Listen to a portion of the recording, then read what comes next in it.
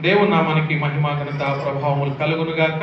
మరి రెండవ పేతురు పత్రిక మొదటి అధ్యాయము రెండవ పేతురు పత్రిక మొదటి అధ్యాయము 17 నుంచి కొన్ని వచనాలను మనం చదవబోతూ ఉన్నాం. దయచేసి అందరూ కూడా దేవుని వాక్యాన్ని తెరిచి చూడండి. రెండవ పేతురు పత్రిక మొదటి అధ్యాయం 17వ వచనం నుండి. ఆయన మహాత్యమును మేము కనులారా చూచిన వారమై తెలిపితిమి. ఈయన నా ప్రియ కుమారుడు, ఈయన యందు నేను ఆనందించుచున్నాను అను శబ్దము మహాదివ్య మహిమ నుండి ఆయన యొద్దకు వచ్చినప్పుడు తండ్రి అయిన దేవుని వలన ఘనతయు మహిమయు ఆయన పొందగా మేము ఆ పరిశుద్ధ పర్వతము మీద ఆయనతో కూడా ఉండిన వారమై ఆ శబ్దము ఆకాశం నుండి రాగా వింటిమి. మరియు ఇంతకంటే శ్రేష్టమైన స్థిరమైన ప్రవచన వాక్యము మనకున్నది. తెల్లవారి వేకువ చుక్క మీ హృదయములలో ఉదయించు వరకు ఆ వాక్యము చీకటి గల చోటన వెలుగిచ్చు దీపమైనట్టున్నది. దాని యందు మీరు లక్ష్యముంచిన ఎడల మీకు మేలు. చాలండి, చిన్న మాట ప్రార్థన చేసుకుందాం. కళ్ళు వంచుదాం. కళ్ళు మూసుకున్నట్లయితే చిన్న మాట ప్రార్థన. ప్రేమ కలిగిన తండ్రి, దయామయుడా, వందనాలు స్తోత్రాలు చెల్లిస్తూ ఉన్నాం.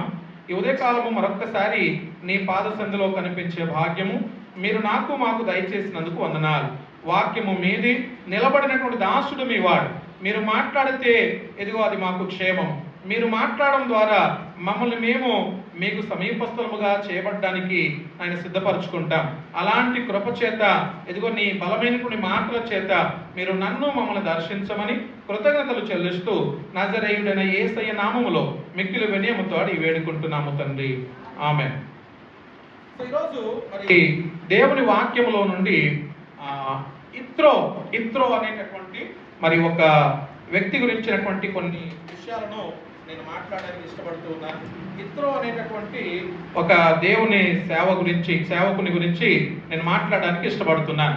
అయితే దానికంటే ముందుగా వాక్యము ఎంత బలమైనది, దేవుని వాక్యము ఎంత బలమైనదో నేను కొన్ని మాటలు మీకు జ్ఞాపకం చేసి ఆ తర్వాత ఆ అంశంలోనికి నేను వెళ్తాను.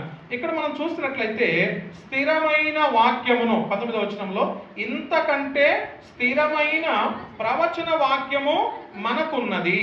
తెల్లవారి వేకువ చుక్క మీ హృదయంలో ఉదయించు వరకు ఆ వాక్యము చీకటి గల చోటన వెలుగుచ్చు దీపమైనట్టున్నది. దేవుని వాక్యం ఎలాంటిదంట? చీకటి గల చోట వెలుగిచ్చే దీపం. అది దేవునికి స్తోత్రం, హల్లెలూయా. దేవుని వాక్యం ఎలాంటిదంట? వెలుగిచ్చేటటువంటి దీపము.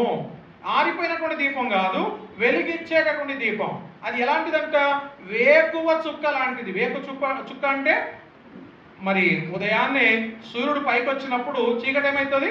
పారిపోతుంది. చీకటి పారిపోయినటువంటి రీతిగా, సూర్యుడు ఉదయించడంతోనే చీకటి పటాపంచలైపోయినటువంటి రీతిగా వాక్యము ఎక్కడైతే వెల్లడవుతుందో, వాక్యం ఎక్కడైతే బయటకు వస్తుందో అక్కడ సాతానుడు కానీ సాతాను క్రియలు కానీ లయపరచబడతాయి.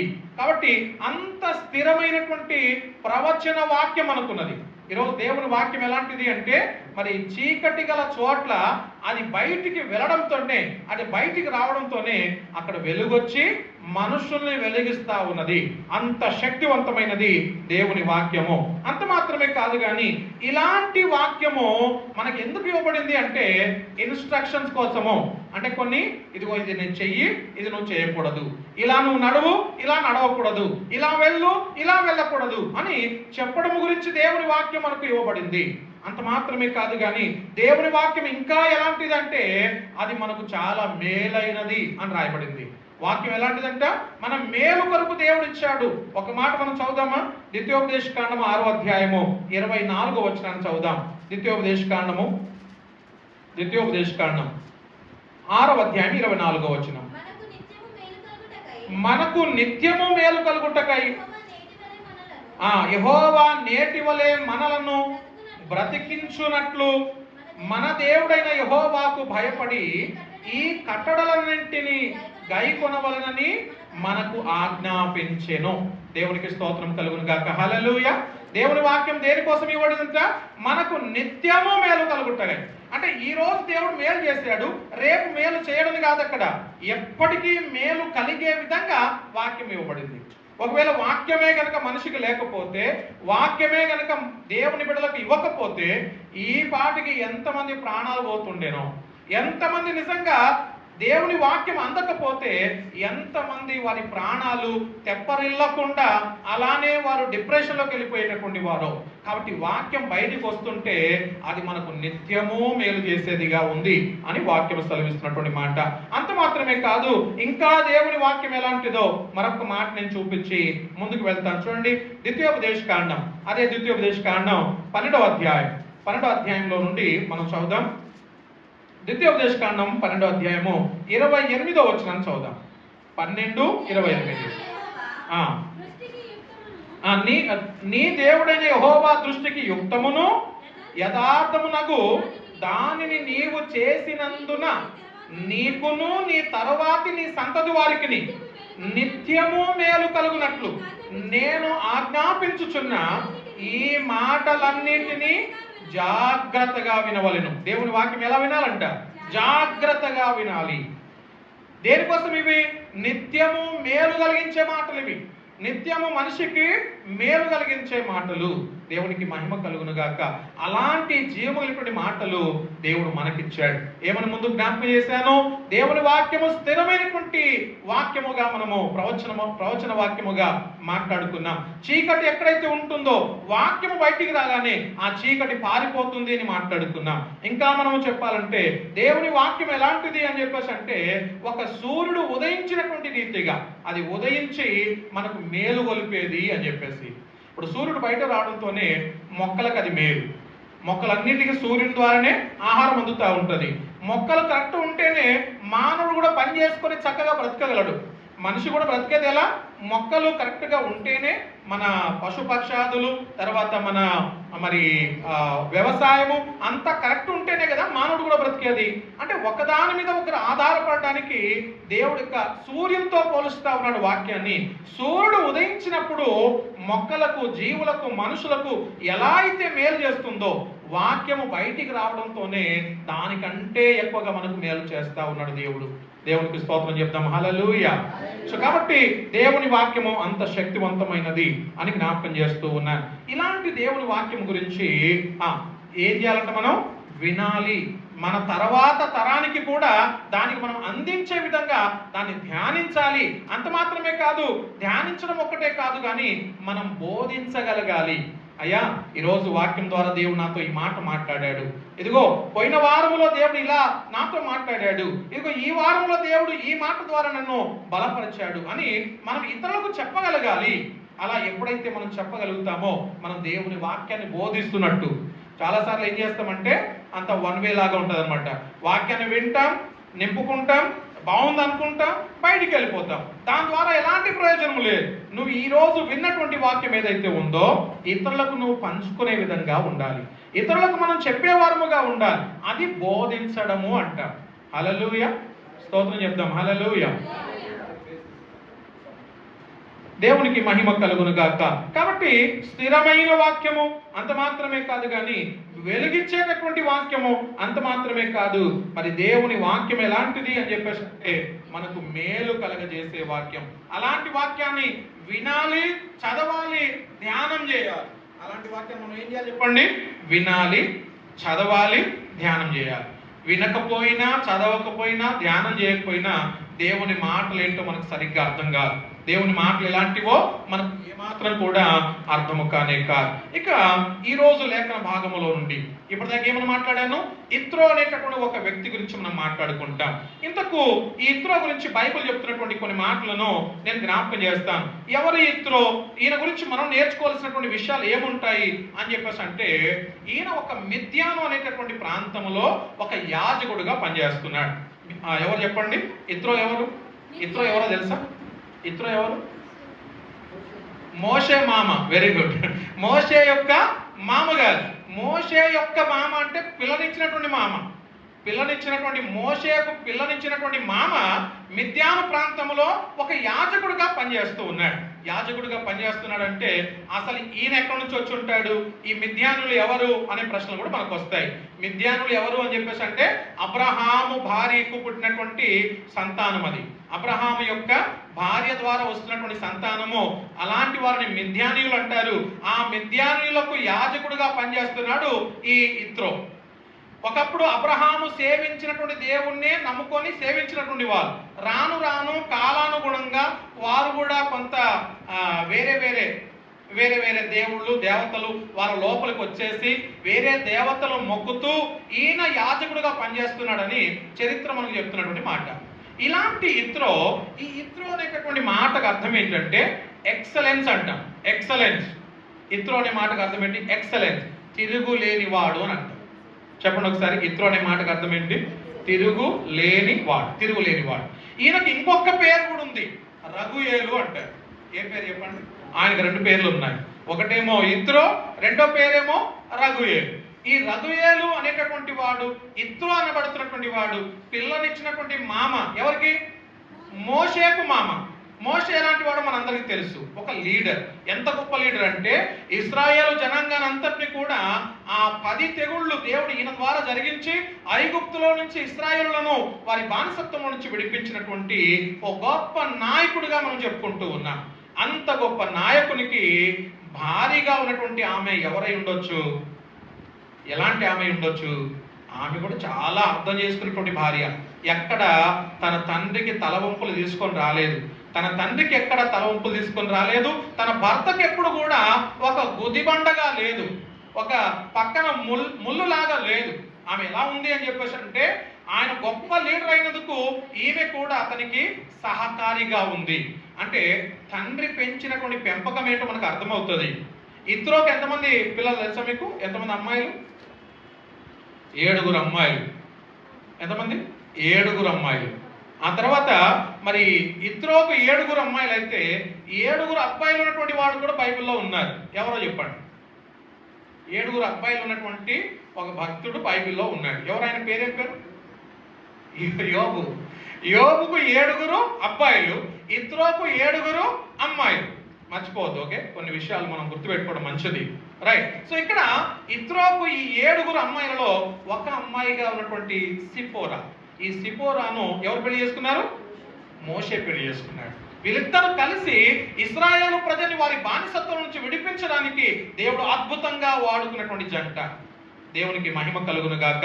ఈయన మొదటి స్థితిని మనం చూసాము, ఆయన ఒక యాజకుడిగా పనిచేశాడు. అంత మాత్రమే కాదు, ఈ ఇత్రో గురించి నేను ఇప్పటిదాకా చెప్పాను కదా, ఆయన ఒకప్పుడు మరి మోషే దేవుని, అబ్రహాము దేవుని ఆరాధించిన వాడే, కానీ పరిస్థితులను బట్టి మారుతూ కొత్త దేవుళ్ళు కొత్త దేవతలను పూజిస్తూ అలా లోకంలో కలిసినటువంటి వ్యక్తిగా మనకు కనబడతాడు. ఆ తర్వాత దేవుని మాట స్వరాన్ని వింటూనే ఉన్నటువంటి వాడు. ఎందుకంటే ఒకప్పుడు ఉన్నటువంటి భక్తి, ఒకప్పుడు దేవుని నమ్మినటువంటి విధానము ఈయన తెలుసు కనుక దేవుని స్వరం వింటూ ఉన్నటువంటి వ్యక్తి ఈయన. ఆ స్వరం ఇప్పుడు మోషే ద్వారా తిరిగి ఆయన ఇంటి లోపలికి వచ్చింది. మోషే ఆయన దగ్గరకు వచ్చినప్పుడు ఏది లేకుండా వచ్చాడు, అన్ని కలిగినటువంటి వాడుగా రాలేదు, ఏది లేనటువంటి వాడుగా వచ్చాడు. అయితే ఈయన చేసిన పని ఏంటో తెలుసా? ఇత్రో దేవుని బట్టి సంతోషించాడు అని వాక్యం చెప్తా ఉంది. ఒకసారి చూడండి, నిర్గమాకాండం 18వ అధ్యాయం 9వ వచనం. నిర్గమాకాండం 18వ అధ్యాయం 9వ వచనంలో నుండి మనం చదువుదాం. ఇత్రో ఏం చేశాడంట? యెహోవా ఐగుప్తు చేతిలో నుండి చూచి విడిపించి ఇశ్రాయేలులకు చేసిన మేలంతటిని గురించి సంతోషించాడు అనే మాట రాయబడింది. దేవునికి స్తోత్రం, హల్లెలూయా.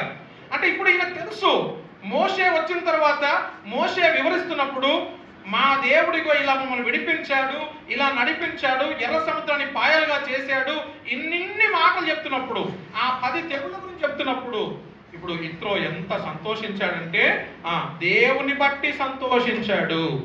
దేవునికి మహిమ, హల్లెలూయా. మనుషులు చాలా మంది సంతోషించే వాళ్ళు ఉంటారు, వాళ్ళ బలాన్ని బట్టో బలగాన్ని బట్టో వారికి ఉన్నటువంటి అందాన్ని బట్టో వారికి ఉన్నటువంటి ఐశ్వర్యాన్ని బట్టో జ్ఞానాన్ని బట్టో అలా ఆనందించే వారు ఉంటారు. కానీ ఈ ఇత్రో మాత్రం దేవుని బట్టి సంతోషించాడు అని రాయబడింది. దేవునికి మహిమ. ఇంకా మనం చూస్తే ఇత్రో ఎలాంటి వాడు అని చెప్పేసి అంటే, మోషేను దేవుడు దీవించిన తర్వాత 40 సంవత్సరాలు దాటిపోయింది. చాలా ఇప్పుడు ఆయనకు చాలా చాలా ఆస్తిపాస్తులు ఏర్పడ్డాయి. అవన్నీ తీసుకొని ఇప్పుడు బయలుదేరే క్రమంలో మోషేను ఎంత మాత్రం ఆపలేదు ఈయన. వేరే వేరే వాళ్ళైతే ఏమంటారు, నేను నీ కూతుర్నిచ్చిన, నువ్వు నాకు ఇంటి అల్లునిగా వచ్చినావు, ఇంటి అల్లునిగా వచ్చినటువంటి నీవు ఎలా వెళ్ళిపోతావు, సంపదర్తను తీసుకుని ఎలా వెళ్ళిపోతావు, నా కూతురు నా కళ్ళ ముందు కనబడతా ఉంటుంది, నా కూతురు నా కళ్ళ ముందే కనబడాలని చెప్పేసి నేను నీకు ఇచ్చాను, అలాంటిది నీవు అన్ని తీసుకొని పోతావా, లేదు లేదు ఉండు అని చెప్పేసి అనాల్సిన వాడు. కానీ ఈయన దేవుని సేవకుడు అని చెప్పేసి తెలిసి, దేవుని చేత పిలువబడినటువంటి నాయకుడు అని తెలిసి ఇత్రో ఏం చేశాడో తెలుసా, బాబు ఎల్లు అని చెప్పేసి అనుకొని పంపిస్తూ ఉన్నాడు. దేవునికి మహిమ కలుగును గాక. ఇంకా మనం చూస్తే ఈయన చాలా తెలివైనటువంటి వాడు. ఎంత తెలివైనటువంటి వాడు ఇత్రో అని చెప్పేసి అంటే, మోషే దగ్గరికి వచ్చి ఉదయం నుండి చీకటి పడేంత వరకు మోషే చేస్తున్న పనులు చూశాడు.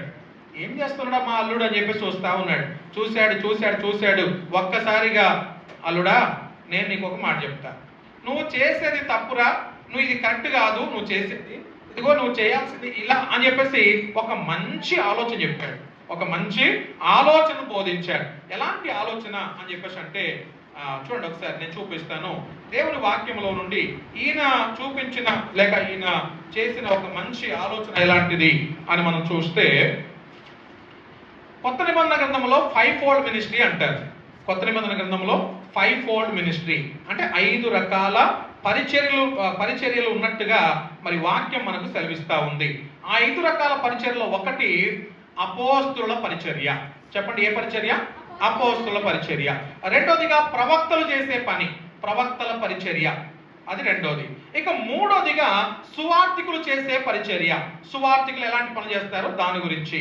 ఇక నాలుగోదిగా కాపరులు చేసే పని. ఇప్పుడు నేను ఏదైతే చేస్తున్నానో, ఒక సంఘాన్ని కాపాడుకుంటూ నేను చేస్తున్నానో, దీన్ని కాపరులు చేసే పరిచర్య అంటాం, అది కాపరి పని.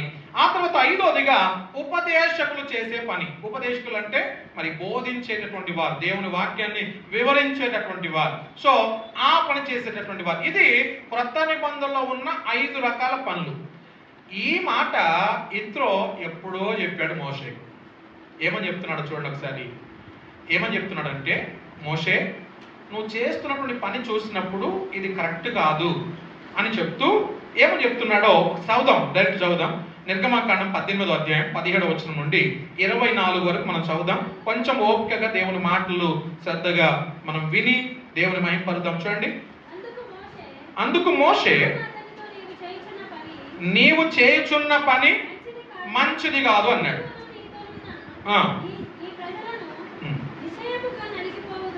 నిత్యముగా మనుషులు నలిగిపోతున్నారు బాబు, ఉదయం నుంచి సాయంకాలం వరకు. నువ్వు ఒక్కనివే లీడర్వి, నీ దగ్గరికి రావాలి, నీ దగ్గరికి సమస్య చెప్పాలి, నువ్వు ఇలా కాదు ఇలా చేయి అలా చేయి అని చెప్పేసి నువ్వు న్యాయం తీర్చి పంపించాలి. ఒక్కొక్కరిని పిలిచి న్యాయం చెప్పుకుంటూ నువ్వు ఒక్కనివే ఎంత టైం గడుపుతావు, ఇది మంచిది కాదు అని చెప్పి చూడండి. ఇది భారమైంది, ఒక్కరిని చేయొద్దు, కాబట్టి నా మాట విను. నేను ఒక ఆలోచన చెప్తున్నాను. ప్రజల పక్షమున దేవుని సముఖం నందు తేవలను. నీవు దేవుని వాక్యము చెప్పవలసినటువంటి వాడు అందరికి న్యాయాలు తెచ్చుకుంటాడు కూర్చుంటావు. నువ్వు దేవుని కట్టడలు వివరించాలి, దేవుని మాటలు వివరించాలి.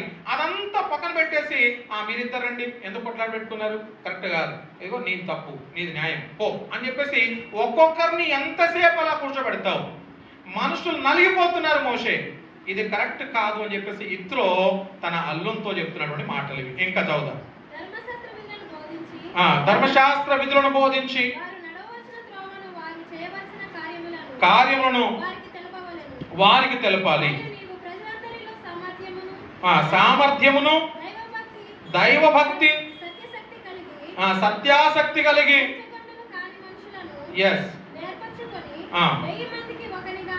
1000 మందికి ఒకరిని నియమించు. 100 మందికి అంటే 100 మందికి ఇంకొకరిని, 50 మందికి ఇంకొకరిని, 10 మందికి ఒక్కరిని పెట్టు అంటున్నాడు. న్యాయాధిపతులను పెట్టండి. ఇప్పుడు ఒకవేళ ఇక్కడ ఒక 10 మంది ఉంటే ఈ 10 మందిలో నుంచి ఒక్కరిని న్యాయాధిపతి. వాళ్ళు తప్పు చేస్తే బాబు ఇది నీది కరెక్ట్, ఇది నీది రైట్ అని చెప్పడానికి ఒక్కరిని పెట్టాలి. ఒకవేళ 10 తర్వాత నెక్స్ట్ నెంబర్ ఏంటి 50, నెక్స్ట్ నెంబర్ 50, పెద్ద నెంబర్ అంటే 50 కదా. 50 మంది మీద ఎంత ఉండాలి, ఎంతమంది ఉండాలి? ఇప్పుడు 50 మంది మీద ఒక్కడు. ఆ తర్వాత 100 మంది పైన ఒక్కడు, 1000 మంది పైన ఒక్కడు. దీన్ని 5-fold మినిస్ట్రీ అన్నారు. క్రొత్త నిబంధన గ్రంథంలో నేను ఇప్పటిదాకా చెప్పినట్టు అపోస్తలులు, ప్రవక్తలు, ఆ తర్వాత సువార్తికులు, కాపరులు, ఆ తర్వాత ఉపదేశకులు ఎలా అయితే ఉన్నారో పాత నిబంధన గ్రంథంలో కూడా ముందుగానే దేవుడు ఇత్రో ద్వారా చెప్పిస్తా ఉన్నాడు. నువ్వు 10 మంది పైన ఒక లీడర్ని పెట్టు, ఇంకొక 50 మంది పైన ఒక లీడర్ని పెట్టు. వాళ్ళు తప్పు చేస్తే ఇదిగో వాళ్ళు పరిష్కరిస్తారు. ఒకవేళ ఇప్పుడు మోసే చూడదగినటువంటి వారు ఎవరు చూస్తారు? ఇప్పుడు 1000 మంది పైన అధికారులుగా ఉన్నటువంటి వాడు. ఇప్పుడు 50 మందితో నేను మాట్లాడాలంటే నేను ఎంతమందితోటి మాట్లాడగలను? ఇద్దరితో మాట్లాడితే సరిపోదా? ఇద్దరితో ఒక్కరితో మాట్లాడితే చాలు. బాబు ఇక్కడ రండి, ఆ 50 మంది ఎట్లా ఉన్నారు, నీకు అప్పగించాను కదా, ఆ 50 మంది ఎలా ఉన్నారు, వాళ్ళ పరిస్థితులు ఏంటి, వాళ్ళు ఎలాంటి పరిస్థితుల్లో ఉన్నారు. ఒక్కరితో మాట్లాడితే 50 మందితో మాట్లాడినట్టు. ఇది దేవుని ప్రణాళిక. దేవునికి మహిమ కలుగును గాక. హల్లెలూయా చెప్తాం గట్టిగా, హల్లెలూయా. సో కాబట్టి దీన్ని ఒక బిజినెస్ టర్మినాలజీలో ఇలా వాడతారు, మైక్రో మేనేజ్మెంట్ లెవెల్ అంటారు. మైక్రో మేనేజ్మెంట్ లెవెల్ అంటే చిన్న దాన్ని కూడా ఒక్కడే అన్నిటిని చూసుకోవాలంటే ఏది కాదు. ఇప్పుడు ఒక రికార్డ్ చేసే వాళ్ళు కావాలి, దాన్ని మళ్ళీ ఎడిట్ చేసే వాళ్ళు కావాలి, తర్వాత సౌండ్ క్లారిటీని గమనించే వాళ్ళు ఉంటారు, దాన్ని మళ్ళీ ఎక్స్పోర్ట్ చేసే వాళ్ళు ఉంటారు. ఇవన్నీ కూడా ఒక పని చేయడం కొరకే ఒక 4-5 యూజ్ అవుతా ఉంటారు. చర్చ్ పని ఒక్కడే చేసే పని కాదు, దేవుని పని ఒక్కడే చేసే పని కాదు. మీరు ఈ 18వ అధ్యాయం కాకుండా 17వ అధ్యాయంలోకి వెళ్తే అక్కడ అమాలేకులు అనే వాళ్ళు ఉంటారు. దేవుడు అంటాడు అమాలేకులందరినీ కూడా నాశనం చేయండి అంటాడు. అమాలేకులందరూ నాశనం కావాలంటే ఏం చేయాలి? ఒక మనిషి చేతులు ఎత్తుకొని ప్రార్థన చేస్తూ ఉండాలి. ఎంతసేపు అని చేయెత్తుకోగలుగుతాడు ఒక మనిషి? కొద్దిసేపు అయితే ఎత్తగలం, ఇంకా ఎక్కువసేపు అయితే ఎత్తలేదు. అప్పుడు ఇంకొక వ్యక్తి వచ్చి ఆయన చేతులకు సహాయం చేయాలి, ఆయన చేతులు ఎత్తాలి. అంటే ఒకరు సహాయకులు ఉండాలి. ఇది వీళ్ళ కొరకు వాళ్ళు చేస్తున్న పనులు కావు. ఇవి వాళ్ళ కోసం చేస్తున్నారా? అన్నం కోసం చేస్తున్నారా? ఆహారం కోసం వాళ్ళు కష్టపడుతున్నారు? లేదు. దేవుని ఉద్దేశం నెరవేర్చడం కొరకు వీళ్ళందరూ కూడా ఒక్కొక్క పని మనుషులుగా, అంటే దేవుని పరిచర్యలో భాగస్థులుగా వాళ్ళందరూ పనిచేస్తూ ఉన్నారు. సంఘంలో కూడా ఒక్క వ్యక్తితోటి జరిగేది పరిచర్య ఎప్పుడు కాదు, అందరికందరు కష్టపడాలి. ఒక్కరు రాలేదంటే మిగతా వాళ్ళందరి బాధ్యత అది. ఒకరు మరి వెనుక పడుతున్నారంటే అది మిగతా వారందరి బాధ్యత. కానీ మన బాధ్యతలు ఎలా అయిపోతున్నాయంటే నేను, నా కుటుంబము, నా సంసార జీవితం, ఇదొక్కటే. నేను ఎలా ఉన్నాను, మా పిల్లలు ఎలా ఉన్నారు, నేను ఎలా ఉన్నాను, దీంట్లోనే బిజీ అయిపోతే ఇంకా చేతులు ఎత్తే వాళ్ళు ఎవరు? ఒక్క సేవకుడు ఎంతసేపు చేతులు ఎత్తుకోగలడు? దేవా నా సంఘాన్ని దీవించు, ఇదిగో నా బిడ్డలను దీవించని ఎంతసేపు ప్రేర్ చేయగలడు? ఈ చేతులకు ఇంకొకరి సహాయం కావాలి. ఇంకొకరు వచ్చి బ్రదర్ నేను మీకు సపోర్ట్ ఉంటానని చేతులు చాచేటటువంటి వారు ముందుకు రావాలి. అలాంటి వారు వచ్చినప్పుడు మాత్రమే పరిచర్య జరుగుతుంది. ఇది ఒక్కరితో జరిగేటటువంటి పరిచర్య ఎన్నడూ కాదు. కాబట్టి ఇత్రో ద్వారా మనం నేర్చుకుంటున్నటువంటి లైఫ్ లెసన్స్, ఆయన జీవితం ద్వారా నేర్చుకుంటున్నటువంటి పాఠాలు చాలా అద్భుతమైనటువంటి విషయాలు. ఆయన చాలా తెలివిగలవాడు. ఎంత తెలివిగలవాడు అని చెప్పేసి అంటే ఈ 5-fold మినిస్ట్రీ ముందే చెప్పాడు ఆయన. ఇలా చేయి, అలా చేయి, ఇలా చేయి అని చెప్పేసి మోషేకే ముందు చెప్పినటువంటి వ్యక్తిగా మనకు పైకి కనబడుతూ ఉన్నాడు. అందుకనే మరి మోషే పైన ఉన్నటువంటి వాడు అని చెప్పేసి కూడా ఈయన అంటారు. మోషేకు పైన ఉన్నటువంటి వాడు. మోషేనే ద గ్రేట్ లీడర్ అనుకుంటే ఆ లీడర్కే లీడర్ లాగా ఉన్నాడు వీళ్ళ మామ. ఎంత గ్రేట్ కదా! అమ్మాయిని ఇచ్చాను, ఇక నా పని అయిపోయింది, నేను ఎటైనా సాగుపోరా, నీ బతుకు నువ్వు బతుకు, ఏం తింటున్నావో తెలియదు, ఎలా ఉంటున్నావో తెలియదు, బట్టలు కట్టుకుంటున్నారా, తిన్నారా, ఉన్నారా, ఎవ్వరు పలకరించేవారు ఉండకపోవచ్చు గాక. కానీ మామ అనే వాళ్ళు అలా ఉంటారు, మా అత్త మామలు అలా ఉంటారు. కానీ వాక్యంలో మోషేకు దొరికినటువంటి మామ ఎలాంటి వాడు అని చెప్పేసి అంటే ఆయన బాగోగులు తెలుసుకోవడమే కాదు, ఆయనకు సలహాలు ఇచ్చి నువ్వు ఇలా నడుస్తున్న మార్గం ఇది కాదు, ఇలా వెళ్ళని చెప్పేసి మార్గాన్ని నిర్దేశించినటువంటి వాడుగా మనకు కనబడుతూ ఉన్నాడు. ఈరోజు మరి మన జీవితాల్లో మన జీవితాల్లో మనం ఏ విధంగా ముందుకెళ్తూ ఉన్నాం? దేవుని మాటల్ని వింటున్నామా? దేవుని మాటల్ని ధ్యానం చేస్తున్నామా? దేవుని మాటలను ధ్యానం చేస్తూ ఇతరులకు మనం బోధించే స్థాయిలోనికి వస్తున్నామా లేదా? దాదాపుగా కరోనా నుంచి ఇప్పటిదాకా 3.5-4 సంవత్సరాలలో మనము ఆన్లైన్ కొనసాగుతూ ఉంది. ఉదయము సాయంత్రము చాలా మెసేజెస్ విన్నాం. ఇన్ని ప్రసంగాలలో విన్న తర్వాత మనం వేరే వాళ్ళకు ఒక్క మాట అయినా చెప్పగలిగామా?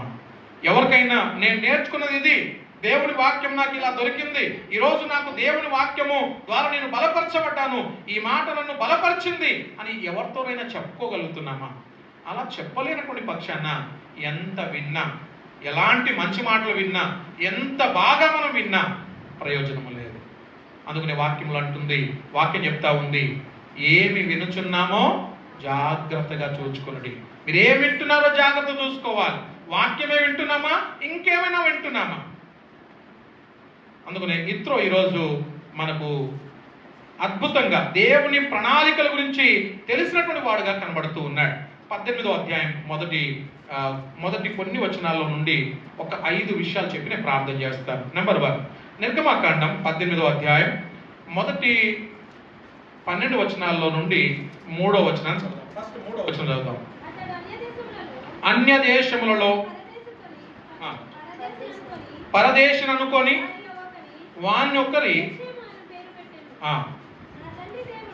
గెర్షోమ్ అనేటటువంటి పేరు పెట్టాడు. ఇక్కడ చూడండి, ఇత్రోకు పిల్లలు పుడితే ఆ పిల్లల యొక్క మొదటి వచనం నుండి, దేవుడు మోషేకును తన ప్రజలైన ఇశ్రాయేలులకును చేసినదంతయు యెహోవా ఇశ్రాయేలును ఐగుప్తుల నుండి వెలుపుకి రప్పించిన సంగతి మిద్యాను యాజకుడును మోషే మామైన ఇత్రో వినినప్పుడు, మోషే మామైన ఆ ఇత్రో తన యొద్దకు పంపబడిన మోషే భార్య అయిన సిప్పోరాను ఆమె 2 కుమారులను తోడుకొని వచ్చెను. అతడు అన్య దేశములో నేను పరదేశిని అనుకొని వారిలో ఒకరికి గెర్షోమ్ అనే పేరు పెడుతూ ఉన్నాడు. గెర్షోము అనే పేరు పెడుతున్నాడు. ఎవరు? మోషేకు పుట్టినటువంటి కుమారులలో ఒక కుమారుని పేరు గెర్షోము. గెర్షోమ్ అనేటటువంటి మాటకు అన్యుడు, గెర్ అనే మాటకు అర్థం ఏంటంటే అన్యుడు అని అర్థం. ఓకే, గెర్ యాత్రికుడను అని చెప్పేసి అంటున్నాడు ఆయన. నేను యాత్రికుడిని, ఏదో అలా వచ్చాను, కొంతకాలం ఉంటాను, మళ్ళీ తిరిగి వెళ్ళిపోతాను. గెర్ అనే మాట. తర్వాత 4వ వచనంలో చదువుదాం ఒకసారి. 4వ వచనం, నా తండ్రి దేవుడు నాకు సహాయమై ఫరో కత్తివాత నుండి నన్ను తప్పించననుకొని 2వ వానికి ఎలియాజర్ అనేటటువంటి పేరు పెడుతూ ఉన్నాడు. ఎలియాజర్ అనే మాటకు అర్థం ఏంటంటే దేవ సహాయము, దేవుని సహాయం అని చెప్పేసి అర్థం. రెండవదిగా దేవుని సహాయము నేను పొందుకున్నానని ఆ 2వ వాని పేరు ఎలియాజర్ అనే పేరు పెట్టాడు. ఇక మూడవ మాట 5, 6, 7 వచనాల్లో మనం చదివితే, మోషే మామైన ఇత్రో అతని కుమారులు 2 అతని భార్యను తోడుకొని అరణ్యములో దేవుని పర్వతం దగ్గర దిగిన మోషే యొద్దకు వచ్చెను. ఇత్రోను నీ మామయ్య అయిన నేనును నీ భార్యయు ఆమెతో కూడా ఆమె 2 కుమారులను నీ యొద్దకు వచ్చి ఉన్నామని మోషేకు వర్తమానం పంపగా, మోషే తన మామను ఎదుర్కొని పోయి వందనము చేసి అతను ముద్దు పెట్టుకొనెను. వారు ఒకరి క్షేమం ఒకరు తెలుసుకొని గుడారములోనికి వచ్చిరి. ఇక్కడ మనం చూస్తున్నాము, వారు గుడారంలో కూర్చున్నారు. ఏదో విన్నాడు అంతే. ఇత్రో దేవుడు వాళ్ళ ద్వారా చేపించిన అద్భుతాలు, ఆశ్చర్యకార్యాలు అన్ని విన్నాడు. వింటే సరిపోదు, మరలా మోషేను కూర్చోబెట్టి గుడారంలో కూర్చొని అసలు ఏమైందో చెప్పు, దేవుడు ఎలా నీకు సాయం చేశాడో చెప్పు, నీ సాక్ష్యం చెప్పు అని అన్ని కూడా వినడానికి ఇష్టపడుతూ ఉన్నాడు. ఎంత గొప్ప విషయం కదా. ఏమి వినుచున్నామో జాగ్రత్త అంటాడు. ఇత్రోకి ఎంత మంచి మనసు ఉందంటే, ఏదో వింటే విన్నాను ఇక నువ్వేం చెప్పకు అని చెప్పేసి అన్నారు. కానీ లేదు అల్లుడు నువ్వు చెప్పు, దేవుడి నీ ద్వారా అద్భుతాలు చేశాడని నేను విన్నాను, 10 ఆశ్చర్యకార్యాలు జరిగాయి. గుర్తుందా మీకు? 10 ఆశ్చర్యకార్యాలు, అద్భుతాలు ఏమని నేర్పించాను? రకపేజో పదవ మిచితో, రకపేజో పదవ మిచితో. ఈ పదాలలో 10 తెగుళ్ళు ఉన్నాయి. ఫస్ట్ అక్షరాలన్నీ కూడా దగ్గర పెడితే ఈ పదం వచ్చింది, రకపేజో పదవ మిచితో. మర్చిపోదు, రైట్? సో మోషే ఏదైతే మోషేను దేవుడు ఎలా వాడుకున్నాడో తన సాక్ష్యం అంతటిని గుడారంలో కూర్చొని ఇత్రో వినడానికి ఇష్టపడినటువంటి వాడుగా ఉన్నాడు. ఈరోజు వాక్యం చదివితే సరిపోదు, దాని మూలాల్లోనికి వెళ్ళి ఎక్కడి నుంచి వచ్చింది, ఈ మాటకు అర్థం ఏంటి, ఎవరు మాట్లాడుతున్నారు, ఎవరితో మాట్లాడుతున్నారు, ఎందుకు మాట్లాడుతున్నారు, ఈ మాట నాకు ఎలా ఉపయోగపడుతుంది, ఇలా చదవాలి వాక్యాన్ని. సో ఆ తర్వాత మనం చదివితే ఇంకా చూస్తే 9వ వచనం, విడిపించి ఇశ్రాయేలులకు చేసినటువంటి మేలన్నింటిని గురించి సంతోషించెను. ఇంకా చేతిలో నుండి ఫరో చేతిలో నుండి విడిపించి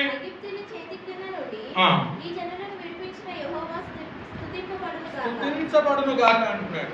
అంటే 3 మాటలు అక్కడ కనబడతాయి. ఒకటి సంతోషించాడు, రెండోది చూచాడు, మూడోదిగా స్తుతించాడు అని. ఏమేం చేశాడు?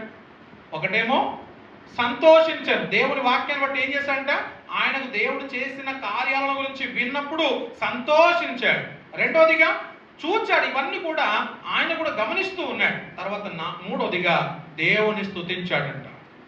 దేవుడు మనకు కూడా చాలా మేలు చేస్తూ ఉంటాడు, వాటిని బట్టి మనము స్తుతిస్తూ ఉండాలి. మనం ఈరోజు బ్రతికుండడమే పెద్ద మేలు. ప్రతి అవసరతలు దేవుడు తీరుస్తూ ఉన్నాడు, ప్రతి అక్కరతలు దేవుడు తీరుస్తూ ఉన్నాడు. అందరు బట్టి మనం దేవుని ఆరాధించబద్ధులమై ఉన్నాం. దేవునికి మహిమ కలుగును గాక. చివరిగా ఇంకేం చేస్తున్నాడు అంటే 10-11 వచనాలు.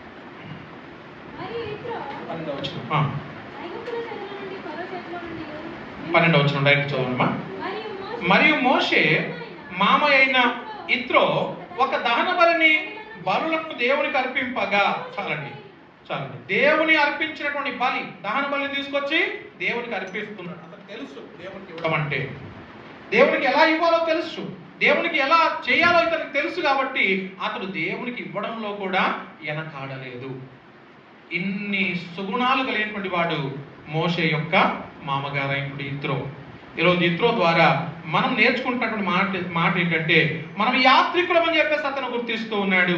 ఆ తర్వాత అతను మరి ఆ పిల్లలందరినీ తీసుకొని వెళ్ళి, ఎవరెవరిని, మోషే యొక్క భార్యను, వాళ్ళ పిల్లల్ని అందరిని కూడా తోడుకొని పోతా ఉన్నాడు. రండి నాతో పాటు అని చెప్పేసి దేవుని పర్వతం దగ్గర తీసుకొని వెళ్తా ఉన్నాడు వాళ్ళను. దేవునికి స్తోత్రం కలుగును గాక. దేవుని మీద ఎంత ప్రేమ ఉంటే ఆ మామ, అల్లుడు, పిల్లలందరినీ, కూతుర్ని అందరు తోడుకొని పోతాడు. ఎవరైనా ఎప్పుడైనా చూస్తామా? ఎక్కువగా అత్తమామలు అల్లులతోటి చాలా ప్రేమగా ఉండేటటువంటి విధానాలు ఎప్పుడైనా చూస్తామా? మన దగ్గర ఎట్లాంటి ఈ లొకాలిటీలో ఎక్కడైనా అలాంటి వాళ్ళు కనిపిస్తుంటారా? చాలా రేర్, అంటే రేర్, చాలా రేర్ కండిషన్. కానీ ఈ మామ తన అల్లుని వదిలిపెట్టలేదు, తన కూతుర్ని వదిలిపెట్టలేదు, వాళ్ళ మనవల్ని కూడా వదిలిపెట్టలేదు. అందరిని తీసుకొని దేవుని దగ్గర తీసుకుని వెళ్తా ఉన్నాడు. ఎంత మంచి మనసు కలిగినటువంటి వాడు. ఇంకా మనం చూసాము, గుడారంలో కూర్చొని వినేవాడుగా ఉన్నాడు. ఈరోజు వినేది దేవుని బిడ్డలకు మాత్రమే సాధ్యం, అందరూ వినలేరు. ఎవరైనా మాట్లాడడానికి ఇష్టపడతారు, ఎవరైనా బోధించడానికి ఇష్టపడతారు, కానీ ఈయన వినడానికి ఇష్టపడతా ఉన్నాడు. దేవునికి మహిమ. ఇక తర్వాత మనం చూసాము, అతను సంతోషించాడు, చూచాడు, దేవుని స్తుతించాడు.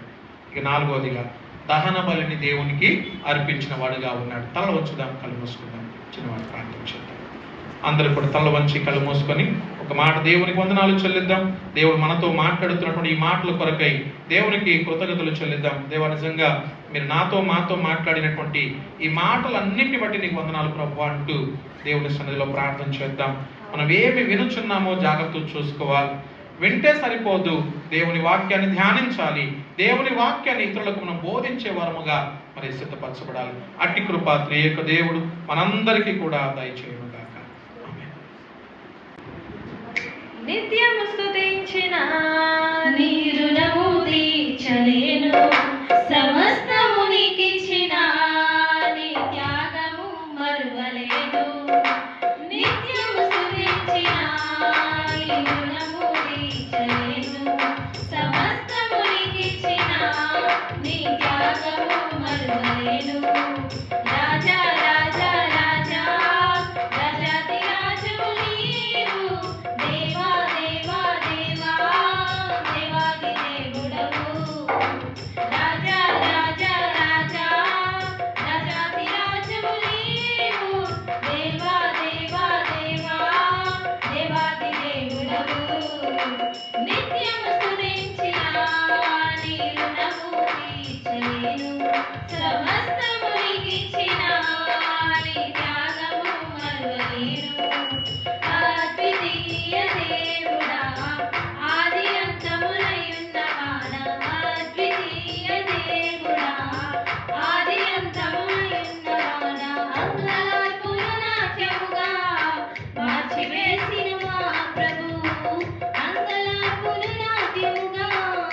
మార్చివేసిన మా ప్రభు రాజా రాజా రాజా రాజాది రాజువు నీవు దేవా దేవా దేవా దేవాది దేవుడవు రాజా రాజా రాజా రాజాది రాజువు నీవు దేవా దేవా దేవా దేవాది దేవుడవు జీవమైన దేవుడా జీవమిచ్చిన నాదుడా జీవమైన దేవుడా జీవమిచ్చిన నాదుడా జీవజలముల బుగ్గయొద్దకు నన్ను నడిపిన కాపరి జీవజలముల బుగ్గయొద్దకు నన్ను నడిపిన కాపరి రాజా రాజా రాజా రాజాది రాజువు నీవు దేవా దేవా దేవా దేవాది దేవుడవు